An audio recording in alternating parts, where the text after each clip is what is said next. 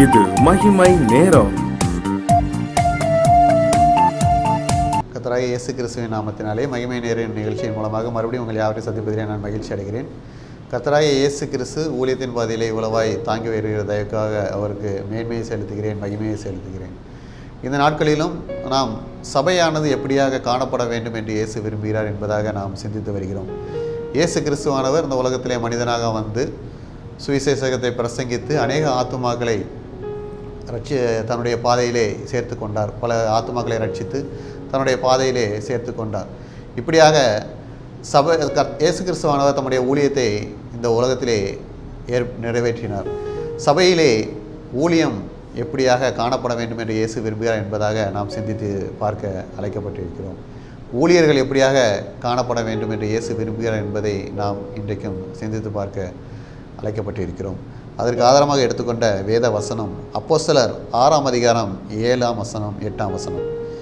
தேவ வசனம் விருத்தி அடைந்தது, சீசருடைய தொகை எருசலேமில் மிகவும் பெருகிற்று, ஆசாரியர்களில் அநேகரும் விசுவாசத்துக்கு கீழ்ப்படிந்தார்கள்.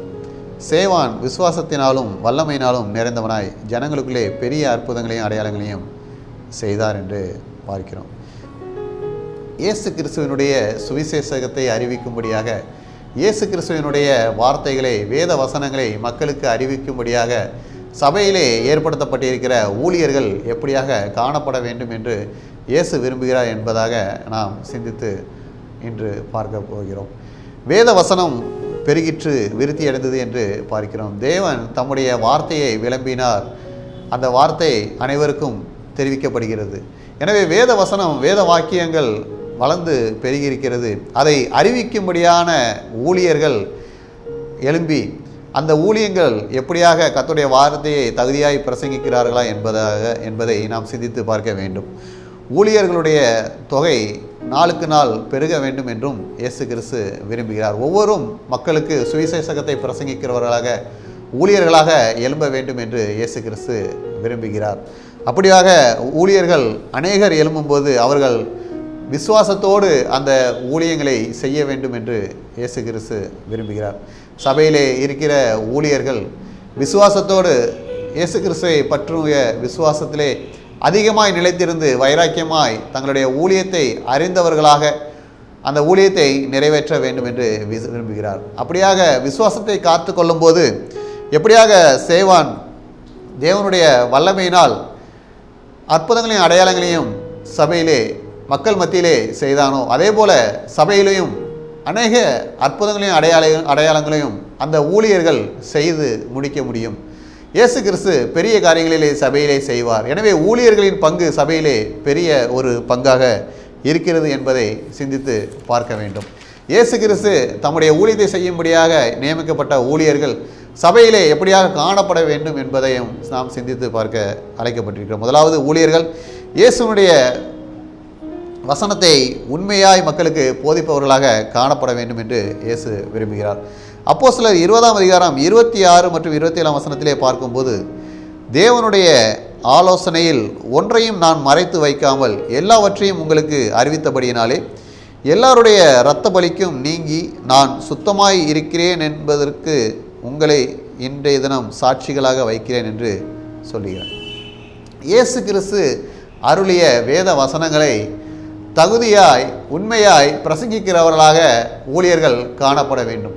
ஊழியர்கள் தங்களுடைய இயேசுவினுடைய வார்த்தைகளை மக்களுக்கு தெரிவிக்கும் முன்பாக அந்த வார்த்தைகளை கர்த்தரிடத்திலிருந்து பெற்றுக்கொள்ள வேண்டும்.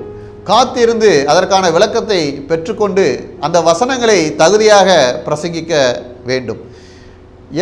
எல்லா வார்த்தைகளையும் பிரசங்கிக்க வேண்டும் என்று இயேசு கிறிஸ்து விரும்புகிறார். இயேசு கிறிஸ்துவினுடைய வசனங்களிலே பல அற்புதங்களின் வார்த்தைகள் இருக்கும், பல ஆலோசனை நிறைந்த வார்த்தைகள் இருக்கும், எச்சரிப்பின் செய்திகள் பல இருக்கும். எல்லாவற்றையும் ஏன் அந்த வேதாகமத்திலே வைத்திருக்கிறார் என்றால், எல்லாவற்றையும் மக்கள் அறிந்து கொள்ள வேண்டும் என்பதற்காகத்தான்.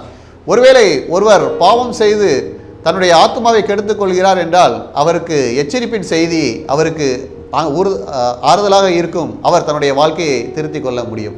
ஒருவேளை ஆலோசனை இல்லாமல் பல காரியங்களை செய்கிறவர்களுக்கு ஆலோசனை சொல்லும்படியாக சபையிலே ஊழியர்கள் இருக்கும்போது அவர்கள் தங்களை அந்த ஆலோசனையின்படி தங்களை திருத்திக் கொள்ள முடியும். மற்றும் பல்வேறு சூழ்நிலையிலே ஆசீர்வாதங்களை இழந்து இருக்கிற மக்கள் ஆசீர்வாதங்களை பெற்றுக்கொள்ளும்படியாக ஆசீர்வாதத்தின் செய்தியை கொடுக்க முடியும். எனவே ஒரு காரியத்தையும் மறைக்காமல் அனைத்து காரியங்களிலும் மக்களுக்கு அறிவிப்பவர்களாக காணப்பட வேண்டும். அப்படி அறிவிக்கும் போது அவர்கள் இயேசு கிறிஸ்துவினுடைய ஊழியத்தை உண்மையாக செய்கிறார்கள் என்பதை அறிந்து கொள்ள முடியும். எல்லாருடைய இரத்த பலிக்கும் நீங்களாக்கி சுத்தமாக இருக்க அவர்களால் முடியும். ஒருவேளை ஆசீர்வாதத்தின் செய்தியை மட்டும் கொடுத்துவிட்டு எச்சரிப்பின் செய்தியை கொடுக்காமல் போனால் பாவத்திலே இருக்கிற மக்கள் மனம் திரும்ப மாட்டார்கள். அந்த இரத்த பலி அவர்கள் மேல் சுமந்துவிடும். எனவே எல்லா காலங்களிலும் சபையிலே எல்லா செய்திகளும் காணப்பட வேண்டும். மக்கள் என்ன விரும்புகிறார்கள் என்பதாக நினைக்காமல் எச்சரிப்பின் செய்தியையும் மக்களுக்கு கொடுக்க வேண்டும். ஒருவேளை மக்கள் அதுபோல பாவத்திலே இருந்து அலைந்து போயிருக்க சூழ்நிலையிலே அந்த எச்சரிப்பின் செய்தியை கேட்டு அவர்கள் திருந்தி விட்டார்கள் என்றால் அவர்களும் தங்கள் ஆத்மாவை காத்துக்கொள்ள முடியும். அந்த ஆத்மாவை காத்துக்கொண்டதுக்கான பலனை அந்த ஊழியர் பெற்றுக்கொள்ள முடியும். ஒருவேளை அவர் கொடுக்கிற எச்சரிப்பின் செய்தியை அந்த மக்கள் கேட்கவில்லை என்றால் அந்த மக்கள் ஒருவேளை தங்களுடைய வாழ்க்கையை கெடுத்துக் கொள்வார்கள். ஆனால் அந்த ஊழியர் அவர்களுக்கு அதை விலக்கி கொண்டபடியால் அவர் தன்னுடைய ஆத்மாவை இக்கட்டுக்கு நீங்களாக்கி பார்த்துக்கொள்வார். இரண்டாவதாக மாறுபாடான போதனைகள் சபைக்குள் வராதபடி பார்த்து கொள்ள வேண்டும். அப்போஸ்தலர் 20:30 பார்க்கும்போது உங்களிலும் சிலர் எழும்பி சீசர்களை தங்களிடத்தை இழுத்துக் கொள்ளும்படியான மாறுபாடானவைகளை போதிப்பார்கள் என்று அறிந்திருக்கிறோம். சபையானது பல கட்டுக்கோப்புகளோடு ஒரு நிர்வாகத்தின் கீழாக காணப்படுகிறது. இப்படிதான் ஆதியிலே காணப்பட்டது. ஆனால் இப்பொழுது காணப்படுகிற சபைகளை பார்க்கும்போது ஒவ்வொருவரும் தனித்தனியாக தங்களுக்கென்று ஊழியத்துக்கென்று மக்களை சேர்த்துக் கொள்கிற காலங்களாக காணப்படுகிறது. சபையிலே செய்தி கொடுக்க வருகிற ஒரு மனிதராக இருந்தாலும் அவர் கர்த்தருடைய வார்த்தையை தகுதியாய் உண்மையாய் பிரசங்கிக்கிறாரா என்பதை சிந்திப்பதற்காக கண்காணிக்கும்படியாக ஊழியக்காரர்கள் காணப்பட வேண்டும். அவர்கள் கர்த்தருடைய வசனத்தை புரட்டாமல் கர்த்தருடைய வசனத்தை உண்மையாக சொல்கிறார்கள் என்று சிந்தித்து பார்க்க வேண்டும். கர்த்தருடைய வசனத்தை புரட்டி தங்களுடைய ஆதாயத்துக்காக மக்களை தங்கள் வசமாக திருப்பி கொண்டு அநேக மக்களை சபையிலிருந்து எடுத்துக்கொண்டு சென்று விடுகிறார்கள். அப்படிப்பட்டதான காணப்படாதபடி சபையின் ஊழியர்கள் கண்ணும் கருத்துமாக கவனிப்போடு காணப்பட வேண்டும் என்று இயேசு கிறிஸ்து விரும்புகிறார். எனவே சபையிலே ஒருவர் ஊழியம் செய்ய வருகிறார், ஒருவர் செய்தி கொடுக்க வருகிறார் என்றால் அந்த ஊழியர் கண்ணும் கருத்துமாக இருந்து அந்த சபையை கண்காணித்துக் கொள்ள வேண்டும். மூன்றாவதாக பார்க்கும்போது வஞ்சிப்பவர்களை கண்டித்து உணர்த்தும் ஊழியராக இருக்க வேண்டும். எசேக்கியேல் 22:27 பார்க்கிறோம். அதிலே காணப்படுகிற பிரபுக்கள் ஓநாய்களைப் போல இருக்கிறார்கள் என்று கூறப்பட்டிருக்கிறது. அதாவது ஆலயத்தில் இருக்கிற மூப்பர்களோ அல்லது பெரியவர்களோ எப்படி காணப்படுகிறார்கள், சபையை எப்படியாக நடத்துகிறார்கள் என்பதை அவர்கள் கண்காணிக்க வேண்டும். சபைக்கான வளர்ச்சியை ஏற்படுத்தும்படியாக ஏற்பட்டிருக்கிற மூப்பர்கள் சபையின் வளர்ச்சியிலே உண்மையிலே கர்த்தருக்கு பிரியமான காரியங்களை செய்கிறார்களா என்பதையும் கண்காணிக்கக்கூடிய செயலிலே ஊழியர்கள் காணப்பட வேண்டும். ஏனென்றால் மக்கள் விசுவாசிகள் அந்த மூப்பர்களை ஏற்படுத்தி வைத்திருக்கிறார்கள். அப்படிப்பட்ட மூப்பர்கள் சபையின் வளர்ச்சிக்காக அந்த மக்களுடைய நலனுக்காக காரியங்களை செய்கிறார்களா என்பதை சிந்தித்து பார்க்க வேண்டும். மக்களை வஞ்சித்து மக்களிடமிருந்து அனைத்து காரியங்களிலும் ஆண்டவரை வஞ்சித்து பெறுகிறவர்களாக காணப்பட்டு தேவையில்லாத காரியங்களிலே சபையிலே ஏற்படுத்தி சபையின் வளர்ச்சியை குறைக்கிறவர்களாக சபையை கல்லர் குகைகள் ஆக்காதபடி அவர்களை கண்காணிக்கும்படியாக ஊழியர்கள் காணப்பட வேண்டும். ஊழியரும் என்பது பெரிய பொறுப்பாக இருக்கிறது. இயேசு கிறிஸ்து தன்னுடைய ஆலயத்தின் மேல் அவ்வளோ பக்தி வைராக்கியமாக இருந்தார். காசுக்காரர்களை விரட்டி அடித்தார் என்பதையெல்லாம் நாம் சிந்தித்து பார்க்க வேண்டும். அதே போல அநேகருக்கு போதனை செய்து அவர் ஊழியத்தையும் செய்தார் என்று நாம் சிந்தித்து பார்க்கிறோம். எனவே சபையில் உள்ள ஊழியர்கள் தங்களுடைய ஊழியத்தை உண்மையாக செய்ய வேண்டும் என்று இயேசு கிறிஸ்து விரும்புகிறார். மேலும் அந்த சபையிலே தேவையற்ற முரண்பாடான போதனைகள் வரக்கூடாது என்பதையும் இயேசு கிறிஸ்து விரும்புகிறார். மேலும் மூப்பர்கள் இன்னும் பெரியவர்கள் சபையிலே செய்யும் ஒவ்வொரு காரியங்களையும் கண்காணித்து அதை நேர்த்தியாக நல்ல வழியிலே அதை மேற்கொள்ளும்படியாக ஆலோசனை தந்து அதை நடத்த வேண்டும் என்று ஊழியர்கள் அதை செயல்படுத்த வேண்டும் என்று இயேசு கிறிஸ்து விரும்புகிறார். அப்படிப்பட்டதான ஊழியர்கள் சபையிலே காணப்படும் போது அந்த சபை வளர்ந்து பெருகும் என்று இயேசு கிறிஸ்து சொல்கிறார். எனவே சபையின் ஊழியர்கள் அதை அறிந்து கொண்டு சபைக்கான வளர்ச்சியிலே ஈடுபட்டால் சபை வளர்ந்து பெருகும் என்பதிலே சந்தேகமில்லை. அப்படிப்பட்டதான சபையாக வளர்ந்து பெருக கர்த்தர் கிருபை செய்வாராக. ஆமென். ஜெபம். இயேசுவே, இந்த நாளிலும் ஊழியர்கள் எப்படியாக சபை வளர்ச்சியிலே பங்கு வருகிறார் என்பதை சிந்தித்தோம்.